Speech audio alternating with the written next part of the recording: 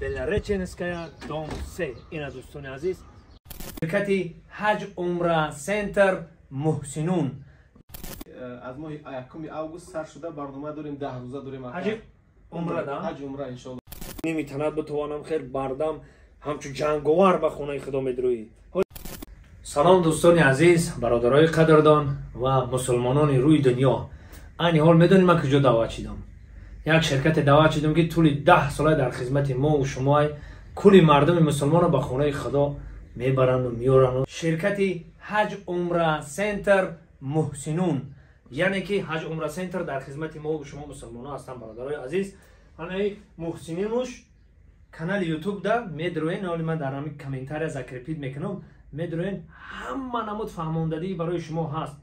رنگ راه بلد چخیل میبرن، چخیل میارم، کجا جای زیارت های، کجا جای طواف های، کجا جای تماشا های، همشه یک تا به شما گفتگی در همین کانالشون هست. کانال یوتیوبشون محسنون برادرای عزیز. حالا اینا میبینیم این اینجا آفیس اینا برادرای عزیز چخیلی که ما شما دیده استیم. اینا یک تا اینجا میشینی در آفیس، اینجا شما دا جواب میتن. ای کجایی که زنگ بزنید همین رقمای هست، واتساپ، تلگرام، همه چیشون فعاله. زنگ بزنید به شما جواب میتن. بلیط های ارزان. خیلی زمان پیشروی عصر 21 اول زنگ بزنید همه جا را بفهمید، بعد در آخران شرکت حج عمره سنتر محسنون کجایی که ارزانه من پیشنهاد میکنم ارزانه. این شما در ارزان ترین شرکت برای خانه خدا دوستان عزیز. اینجا آفیس این دوستان عزیز، آفیسشون در لوبلینای مترو لوبلینا. با میریم اینا بیاین اینجا تماشا میکنیم. اینجا در کسانی که برادرای عزیز، کسانی که همین شرکت بلیط میخرن، اینجا با توف ها هستن. یعنی توفا میکنن این چیزا را. اینا میدونین نه، اینا احرام میگن برادرای عزیز. وقتی خونه خدا میدروی میپوشی میری، با اونجا در رابطه میفهمونن که احرام برای چی پوشیدگی در وقتش. بعد خیلی نمیتونم بتوانم خیر بردم همچون جنگاور به خونه خدا میدروی. حال به همه کسانی که رفتن میدونن، کسانی اینا رفتن و یک تک ما دعا میکنیم که خداوند بزرگ همه تا به خونه زیبای خودش خداوند دعوت کنه. این احرام است. این کتابای قرآن و تمام چیز اینجا هست. همین شرکت که در اومدن، همین واتساپ که نوشتین، همش یک تا به شما میفهمونن، معلومات پرا را به شما میرسونن. بیاید اومدن میگیم خیلی آفیس اینا، آفیس پرداش هم دارن، همه چی چرا اینترنت میشه برادران. آنلاین خطی همه کار براز به خرمای خونه خدا، اینجا آب زمزم تمام چی هست برای نفرانی که خونه خدا میروند، همه چی در اینجا هست. دوستان عزیز، این برادر عزیز ما حاجی اسلام الدین، انا یا بابا سلام علیکم. خب یک بار برای تماشابینای ما نفهمید که چی برنامه دارید، چی شرایط دارید، با چی کار قادر هستید. میرم میخواستم هم ما هم تماشابینا بفهمن. البته که دوست خوش اومدید یکم با کارخانه ما که شرکت حج عمره سنتر محسنون که خوش اومدید که در خدمت حجی هستیم. خون حجیش در رفتگی هم ما نزدیکش میدونید که و الحمدلله ما هم چون شرکت حج عمره سنتر هر ماه اکید یک 10 برنامه زیاد داریم الحمدلله. از ماه اوگوست شروع میشن برنامه هامون، حاضر که سیزن حج فرضی است، همه حجی حج فرضی رو میروند. بله و ان شاء الله که ما حج همه حجیمون رو روان کردیم، همه برنامه پر شد و ان شاء الله که از ماه 1 اوگوست سر شده برنامه داریم 10 روزه داریم حج عمره دا حج عمره ان شاء الله. این میوانن که این اکادو نگاه کنید که 4 برنامه 20 روزه داریم، 3 تا برنامه 15 روزه داریم، 3 برنامه 10 روزه داریم. مقصد یو این که جا میشون اکادمی دولت ها اصلا برنامه ما از شهر مسکو هستن، بسیاری برنامه ما و از تاجیکستان هم داریم، از توشکند هم داریم، حتی از تمام کل دنیا میتونیم با برنامه خود آدمان رو وای کنیم، سفربر کنیم الحمدلله که با آنها آسان شود.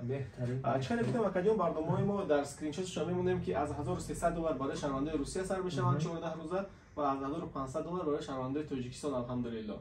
ان شاء الله که برنامه خیلی زیاد هستند. در همین واتساپ ما ان شاء الله یک سلام می‌نویسید، همه نرخ‌های برنامه ها رو با صحنه هاشون با شما پیشنهاد میکنیم، خودتون اختیار کرده ان شاء الله در همون برنامه دلخوش شما رو سفربر کرده و بهترین طرز ان شاء الله شما به حج عمره روان می‌نماییم. بهترین این رقم‌های تلفنشون واتساپ در بدارین با معلومات پرا، البته که میفهمونم برای شما. و این چنین اکید اسمراد برای همه پادپیشکنی که مثلا از کانال شما میبینن، از نام شما اکید اسمراد گام میزنن، الحمدلله یکم که در کانال ما نام نویس شود که کانال ما مقصدش که همین حج عمره و فرضی رو به آدمان تعلیم دادن که با یک مدنیت عالی، یعنی با یک پراجری همین سفر عمره خود رو فرضی خود رو با انجام برسونن. و اینچنین که از 100,000 پادپیس ایجاد گرفتیم، یک چند نفر رو ان شاء الله نیا داریم 10 آدم رو و حج یعنی عمره سفربر کنیم از حساب شرکت رایگان. اینا برادرای عزیز ما رما پادپیساتسا میکنن در کانال چون محسنون عزیزاتی ما سیلکش میمونم پادپیساتسا کنن. البته که برای اگر شما پادپیساتسا کنن حساب شما یک نفرم که به خونه خدا میروه یک درهم هم که باشه صدقه جاریه میشه ان شاء الله. شما هم سفربر حج اجر شید. این چنین برای همه پادپیشکان اکای دوست مراد از نام اکای کانال دوست مراد بیان ان شاء الله ابیزت ما احرام تحفه میشود برای حج مقصد حجشون کردن احرام ابیزت تحفه از نام شرکت و این چنین راهنمای حاجیان کتابا یعنی کتابا و دیگر مقصد همون پامیتکای حجو میگن که با دعا و همه ذکرای حج است که کاری حج مثلا حج شما بهترین طرز آسان و طور سبکی گذرد ان شاء الله.